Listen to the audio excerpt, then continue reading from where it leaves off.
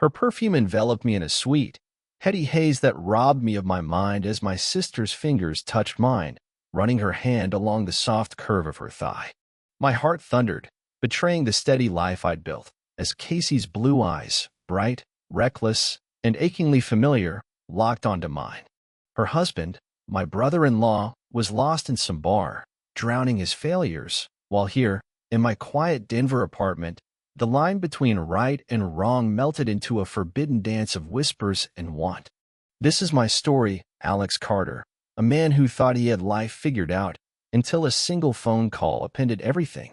It's not just about the night I crossed a line with my younger sister, Casey. It's about the slow, burning pull of temptation, the crushing weight of guilt, and the intoxicating rush of a woman who made me feel alive in ways I'd forgotten were possible.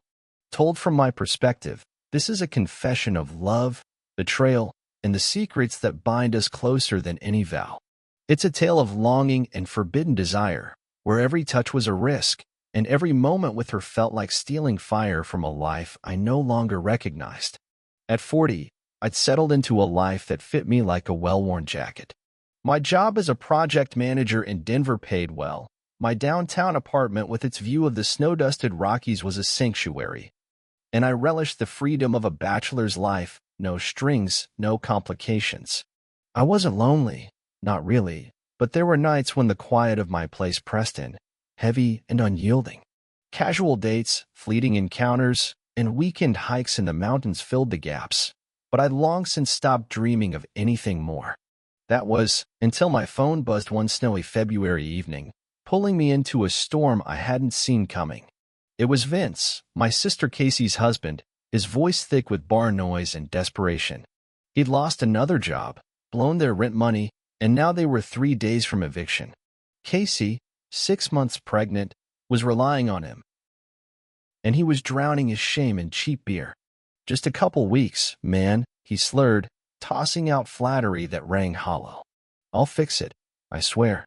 I wanted to tell him to sort it out himself, but then I thought of Casey, her bright blue eyes, her stubborn spark, and guilt twisted my gut.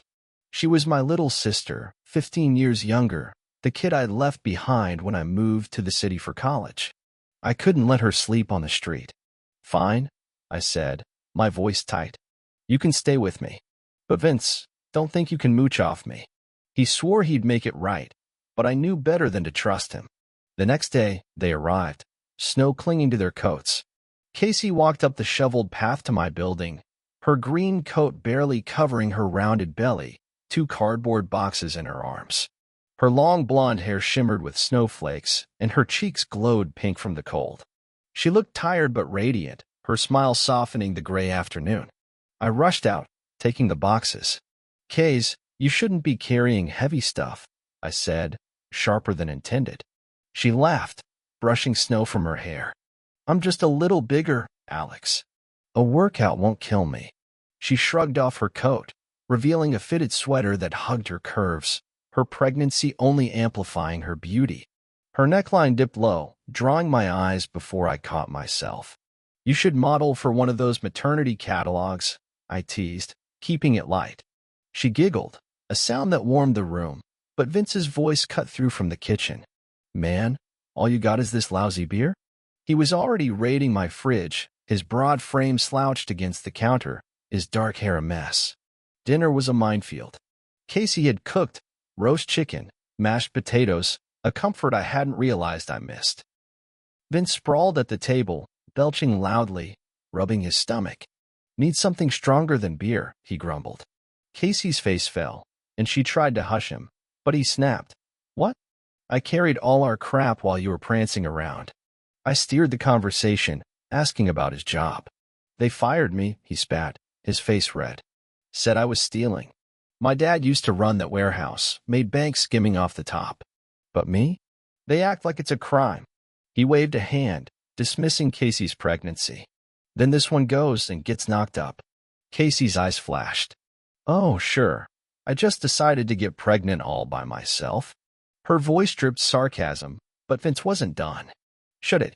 You don't get it." I'd had enough. "Watch your mouth," I growled, surprising myself. "This is my house." Vince's eyes widened, his fist clenching, but he backed down, storming out with a slammed door. Casey's shoulders sagged, and I knew life with him would be anything but easy. Weeks stretched into months, and Vince's promises of work fizzled out. He'd come home with excuses, jobs were too far, too early, the boss was a jerk. Their fights echoed through my apartment, sharp and constant, over money, his drinking, her pregnancy. I buried myself in work, trying to ignore the chaos, but Casey's presence was a light I couldn't avoid. At 25, she was vibrant despite her situation, her laugh pulling me out of any funk. We started evening walks in the city park, snow crunching under our boots, the cold air a balm against the tension at home. We talked about books, Vonnegut, Atwood, movies like Before Sunrise, and I realized how much I'd missed knowing her. When I left for college, she was a kid. Now, she was a woman, sharp and warm, her presence filling the gaps in my life. She cooked for me, even simple sandwiches when I worked late, and kept the apartment spotless. Vince, meanwhile, vanished to bars, leaving us alone. Those evenings were the best, Casey and I sharing stories, laughing over old memories, her blue eyes catching the light. I hadn't felt this connected to anyone in years, but I pushed down the growing ache, telling myself it was just brotherly care. She was married, pregnant, my sister. But the way her hand lingered when she passed me a plate, the way her smile softened late at night, it stirred something I didn't want to name. One night, Vince stumbled in, grumbling about another failed interview. Casey greeted him with a smile, her voice bright. "Dinner's still warm, lasagna, your favorite." He brushed her off. "Ate a burger. Gotta run? Champions League, Barca versus Arsenal." He smirked, jabbing at her size. "You're barely fitting in bed anymore." Casey's face crumpled. "You don't even look at me," she said, her voice breaking. "Am I that repulsive?" Vince sneered. "Look in a mirror lately?" Not exactly a thrill with that belly. He stormed out, the door slamming. I found Casey by the window, staring into the snowy night, her cream-colored nightgown clinging to her curves. The fabric was short, revealing long, shapely legs and the swell of her hips, her 6-month belly prominent under her full breasts. She turned, startled, as I approached. "Alex. God, you scared me." Her eyes were wet, but she forced a smile. "Just checking on you," I said softly. She touched her belly, laughing shakily. "This one's gonna be a soccer player, I swear." She took my hand, placing it on her stomach. I felt a kick, her warmth seeping into me, and my heart raced. Her gaze shifted, a mischievous glint in her eyes. She guided my hands higher, across the soft swell of her breasts, down the curve of her sides, her touch deliberate. My breath caught. "Casey," she shushed me, her voice low. "Don't say anything. You don't know how much I need this, Alex. Vince acts like I'm invisible, but you make me feel beautiful again." Her perfume hit me, sweet and intoxicating, and my reason crumbled. Clothes fell, her nightgown, my shirt, my jeans scattered across the floor. Her body pressed against mine, warm and soft, her belly a gentle curve between us. We stumbled into my bedroom, the world shrinking to the heat of her skin, the urgency in her touch. "I've never been with a pregnant woman," I admitted, my voice thick with nerves. "Is it safe?" She pushed me onto the bed, her smile wicked, her blonde hair spilling over her shoulders like silk. "No danger at all," she whispered, her lips finding mine in a slow, hungry kiss that sent shivers through me. My hands roamed, tracing the full, tender curve of her breasts, the gentle swell of her belly, down to the warmth between her thighs. Her skin was soft as velvet, her scent a mix of sweet perfume and raw desire. She gasped as my lips brushed her neck, my tongue teasing the sensitive peaks of her breasts, grazing the taut skin of her belly. I moved lower, my breath warm against the delicate curve of her inner thighs, my tongue tracing the soft, hidden folds until she moaned, her hands clutching the sheets, her body trembling under my touch. "Alex," she breathed, her voice a plea, her hips arching toward me. I moved carefully, mindful of her pregnancy, positioning myself between her legs.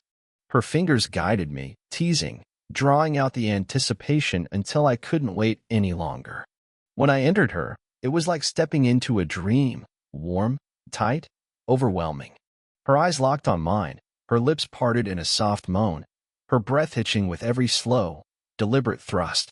The wind howled outside, the bed creaked, and I was lost in her scent, her sounds, the way her body moved with mine.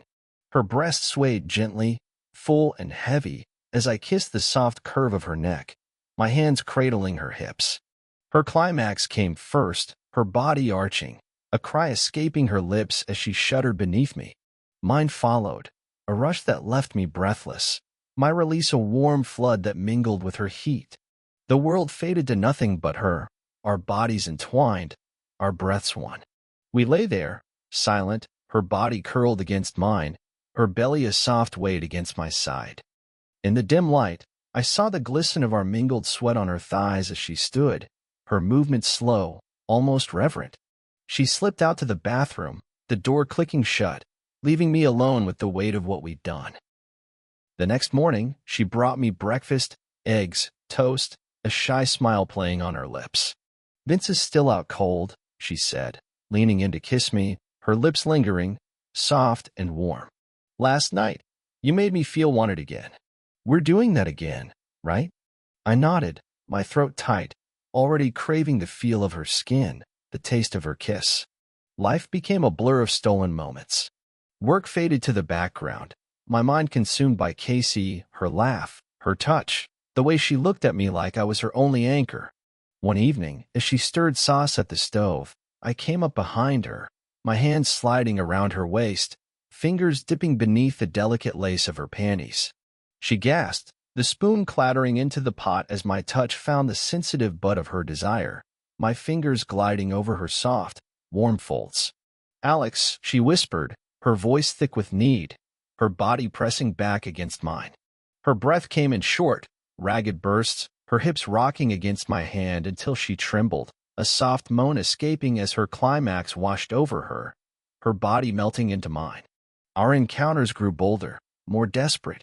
One morning, she sent me teasing photos, her in a sheer nightgown, the fabric clinging to her curves, her breasts full, her belly a gentle curve. That night, she greeted me at the door in the same gown, the material so thin I could see the dark outline of her nipples, the soft dip of her navel. "I have a surprise," she whispered, her hands roaming her body, teasing the hem higher to reveal the smooth skin of her belly. She led me to her room, shedding the gown, her breasts heavy and inviting, her nipples taut under my gaze. I kissed her shoulder, her neck, my tongue tracing the hard peaks of her breasts, savoring the soft moan she let out. My hand slid down, cupping the firm curve of her backside, my fingers brushing the delicate valley between her cheeks, teasing the sensitive skin until she shivered, her breath hitching. She lay back, propping a pillow under her chest, lifting her hips in invitation, her hands parting the soft halves of her backside like a ripe peach. "I want you. Here," she murmured, her voice trembling with daring. "I've never, but I want to try. With you." My pulse raced, desire warring with caution. "Casey, are you sure?" She nodded, her eyes blazing. "I trust you." Her hand guided me, the moment slow, careful, intense. I pressed against the tight, forbidden entrance, her body resisting at first, then yielding, her gasps filling the room as I moved with deliberate care. The sensation was overwhelming, her warmth enveloping me, tight and unyielding, like a secret whispered in the dark. Her moans grew louder, her body rocking with mine, her hands gripping the sheets as I kissed the soft curve of her backside, my lips brushing the tender skin of her cheeks, savoring every shudder. Faster, she breathed, her voice raw, and I obliged, my movements deeper, more urgent, until we both shattered, her cries mingling with mine in a rush of release that left us trembling. I kissed the soft, warm halves of her backside, my lips lingering on the smooth skin, a tender gesture that drew a shaky laugh from her. "Help me up," she said, her voice soft, her legs unsteady. I guided her to the shower, the water washing away the evidence of our passion, but not the fire that burned between us. Our secret life was a fever dream, every touch a spark, every moment stolen from the reality of Vince's neglect. Casey stopped arguing with him, even encouraging his bar trips to buy us time. But it couldn't last. One cold March evening, I came home to find Casey in the rocking chair, her face pale, her hands clutching her belly. "Alex, I need a hospital," she said, her voice trembling. Panic seized me. I grabbed a bag, tossing in clothes and toiletries, while she tried calling Vince, his phone going to voicemail. I drove her to the hospital, her hand gripping mine, her breathing shallow. The hours that followed were a blur. Casey's cries echoed through the delivery room, her small hands clutching mine as pain racked her body. "You're her brother?" a nurse asked, surprised when Casey insisted I stay. I nodded, overwhelmed, unsure if I belonged there. For hours later, a tiny girl was born, swaddled and placed in Casey's arms. She looked exhausted, her face pale but glowing with love. I stared at my niece, then at Casey, my heart swelling with something deeper than I could name. Vince appeared, his face tense, avoiding the baby. Outside the room, he shuffled nervously. "Got a job, man," he said, scratching his neck. "But it's tough hours. I can't deal with that." He gestured toward the crying baby. "Can Casey and the kids stay with you? I'll crash elsewhere." I stepped closer, my voice low. "Someone saw you at a bar last night with some woman. That true?" He stammered, caught. "Come on, man, you get it. Her belly's huge. How's a guy supposed to?" I cut him off, disgust rising. "Get out." Back in the room, Casey cradled her daughter, her eyes soft. "Alex, I'm so happy." But she hesitated, a smile playing on her lips. "I want to keep cooking for you. Keep us. No belly now, so maybe we try something new." Her voice was teasing, hopeful. I touched her cheek, my heart racing. "Sounds perfect. And we'll make sure this little one has the best room, the best toys." Her smile widened, a promise of more nights, more secrets, a life I hadn't planned but couldn't let go. I thought I knew who I was, a man content with his quiet life, free of complications. But Casey changed everything, her touch awakening a hunger I didn't know I had. Vince is gone, chasing his own distractions, and I'm here, building a home for my sister and her daughter. Every night, as Casey's laughter fills the apartment, as her hand finds mine, I know I'm living a lie. But it's a lie that feels like truth, a fire I can't extinguish. And as I watch her with her baby, planning our next stolen moment, I wonder if I'll ever want to.